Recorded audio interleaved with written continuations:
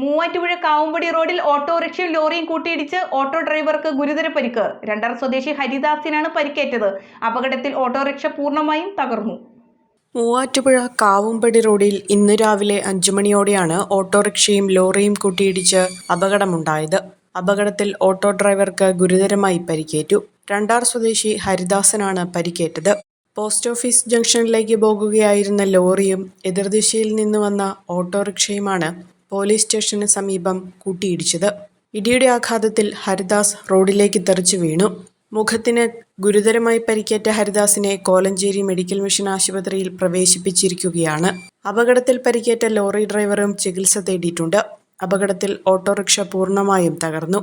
ഓട്ടോറിക്ഷയുടെ നിയന്ത്രണം വിട്ടാണ് അപകടമുണ്ടായതെന്ന് നാട്ടുകാർ പറയുന്നു.